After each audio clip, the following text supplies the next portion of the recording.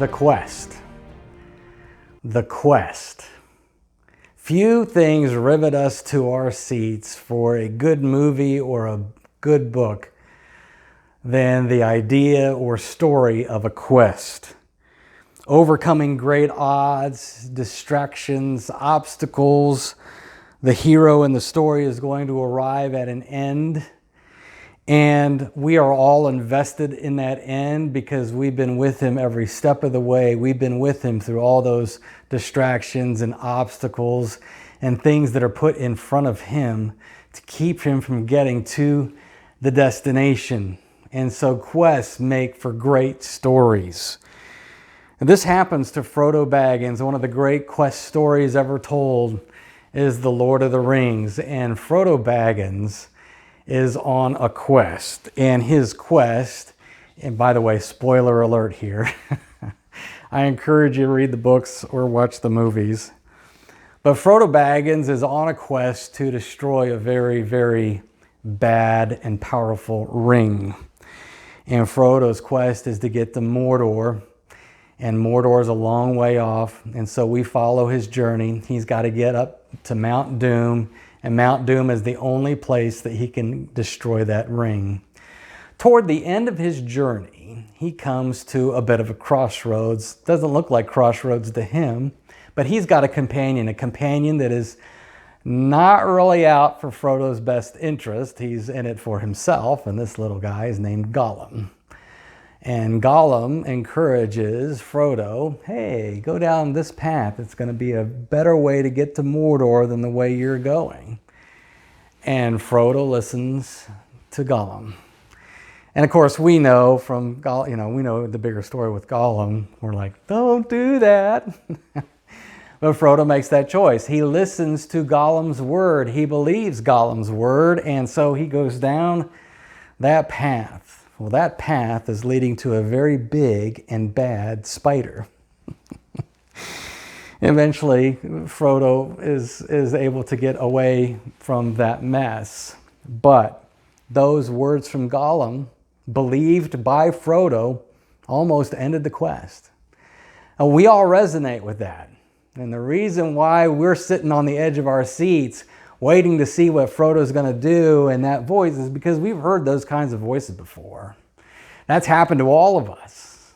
We've all been at some point now, our lives are not hanging on the line like it is for Frodo, but in another sense, they are, because we have these voices that are telling us, hey, here is life's path. Go down this road.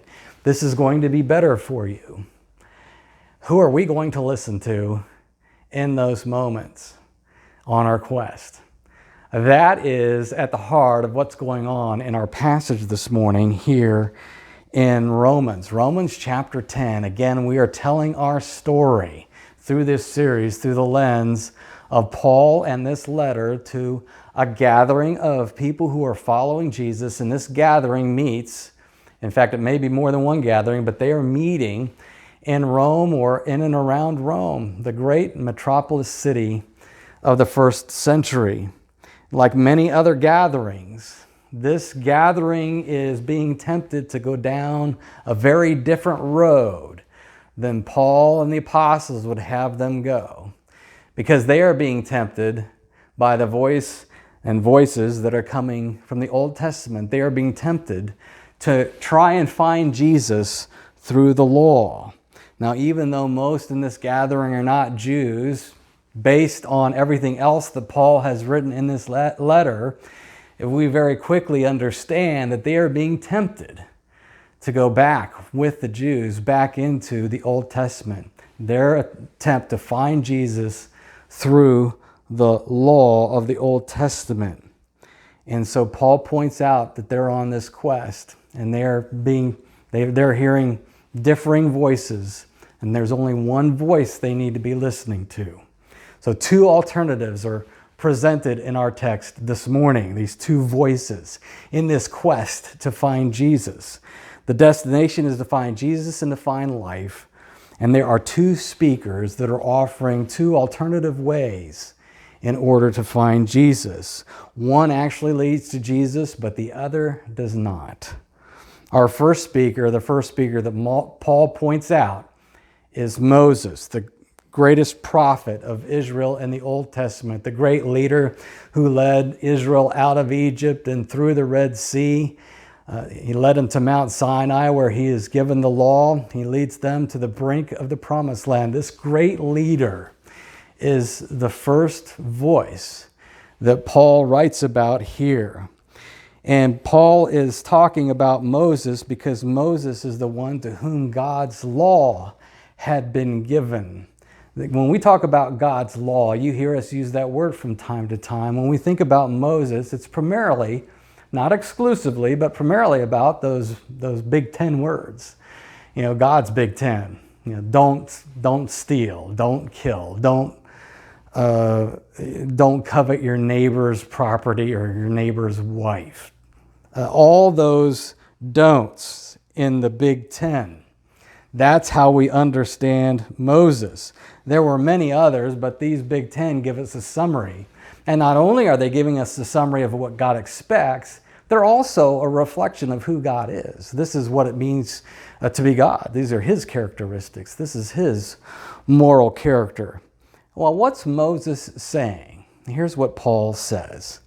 Moses writes about the righteousness that is from the law. The one who does these things will live by them. So, you want life? You want to reflect God's character? You want God to be closer to you?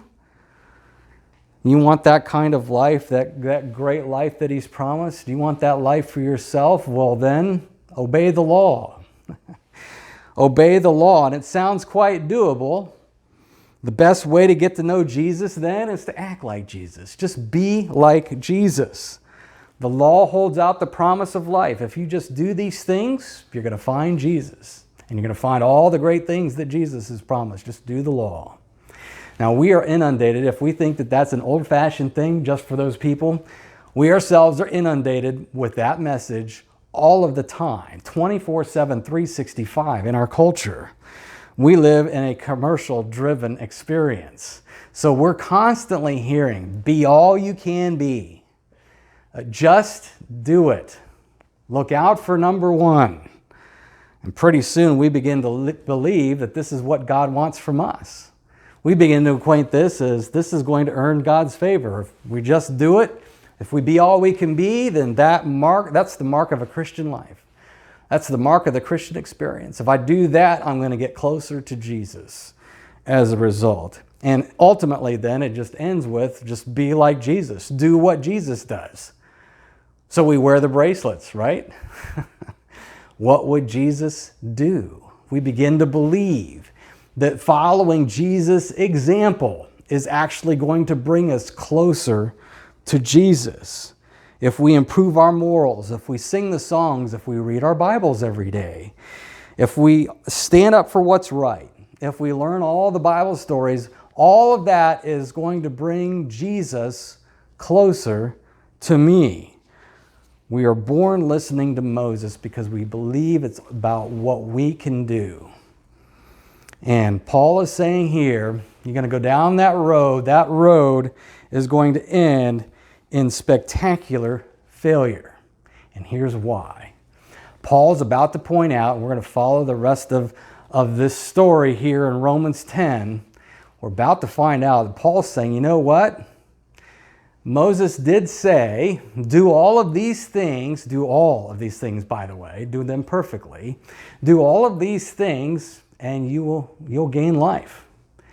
What Moses hasn't told you is that nobody does. Nobody's ever done this. In all the billions of people that have ever lived, in the thousands and thousands of years of humanity, nobody has ever done that. Well, one, we're coming to that in a minute. Nobody's done it. It's impossible.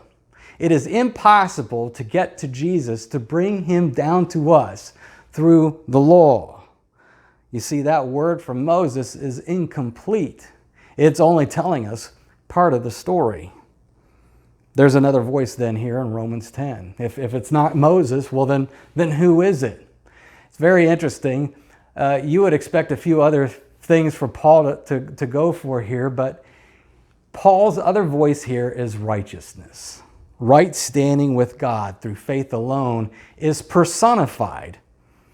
So we're to listen to righteousness. Righteousness speaking at the foot of the cross. And this righteousness is going to say things that Moses isn't saying.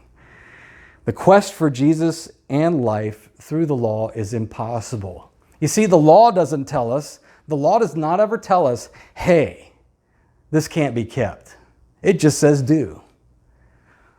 So we have to have another voice, and the other voice is saying, you know what? It's impossible for you to do that. It is impossible. Nobody's ever done it. You will not find Jesus. If you go on your quest, you're never going to find Jesus looking through the law. Here's what Paul says. That righteousness that comes from faith speaks like this. Don't say in your heart, who will go up to heaven? That is, to bring Christ down, or who will go down into the abyss? That is, to bring Christ up from the dead. So where is Jesus? Well, I can tell you what, Jesus can't be found in a quest that's going to take the stairway to heaven. It's not going to be found in a quest to heaven through our works in order to bring God down to us. And righteousness is saying, don't be fooled. Don't think that you can attain heaven and bring God here. And he's also saying, this is also what righteousness is saying at the foot of the cross. When we ask, where is Jesus? Well, righteousness is also saying, don't think for a minute that you can go down into the depths of the grave, that you can go internal, that you can go inside and try to raise the dead to life. You can't raise Jesus from the dead. There is nothing inside of you that is alive, that can accomplish this thing. We try to raise Jesus from the dead when we start looking inward. And we try to find our salvation here. We try to manufacture life from the grave. Maybe I can find Jesus in some good feelings. Maybe I can find Jesus if I'm simply true to myself. Maybe I can find Jesus inside of me when I have a better worship experience. If I can just spend the right amount of time in quiet time, I can find Jesus. Everything becomes what's going on inside of me, trying to find life inside of me. And what I'm doing, Paul says, righteousness is saying, you're going to do that. You're looking for life from things that cannot give you life. There is no raising Jesus from the dead. That destination is a dead end. So, you've got Moses, do the law and find life, and you got righteousness saying, you know what? You do that, and you're going to find a dead end. You can't go to heaven to bring God closer. You can't raise Jesus from the dead through your own personal experience. Two voices, two alternatives.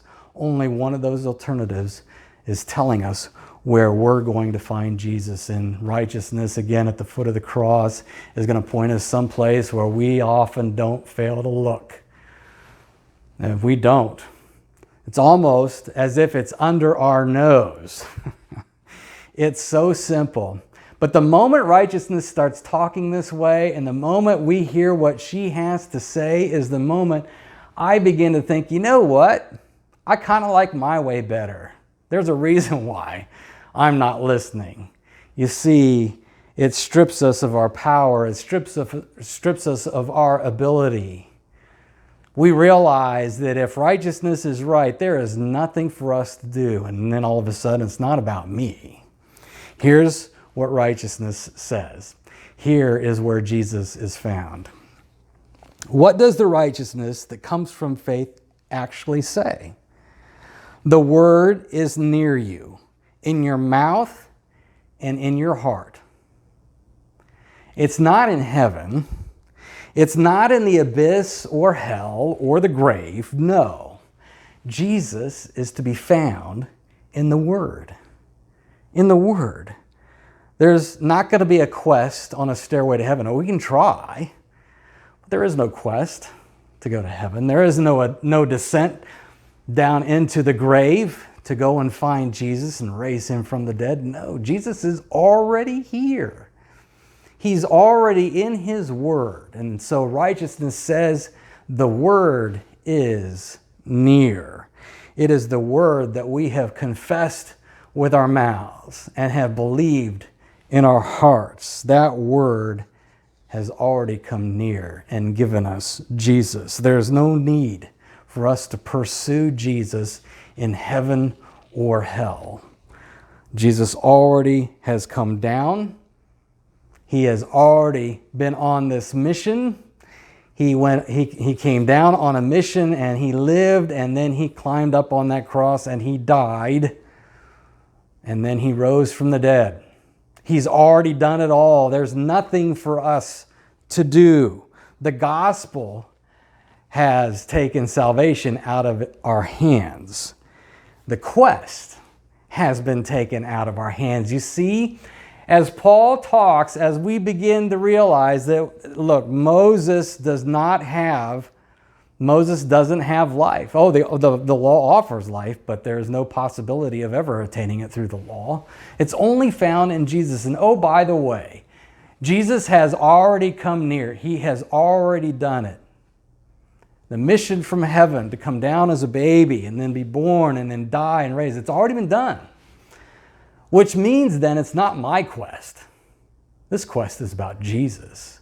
I don't need a quest. What I need is Jesus' quest, the quest to come and rescue me, the quest to come and save me from my sin, the quest to come and give me all there is: forgiveness, grace, peace, mercy, salvation, life.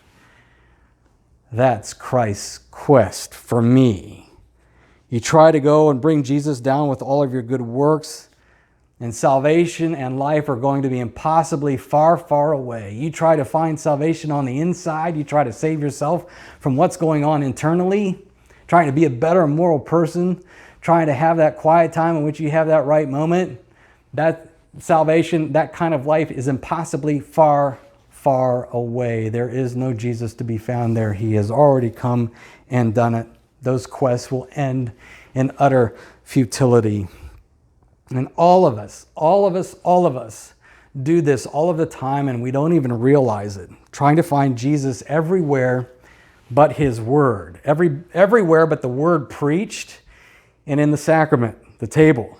That's where he's promised to be, right here. Paul's saying he is only to be found in the word. The sacraments are word in visible form. And this is where Jesus is to be found, where his voice is providing forgiveness and life. But too often I'm not satisfied with that.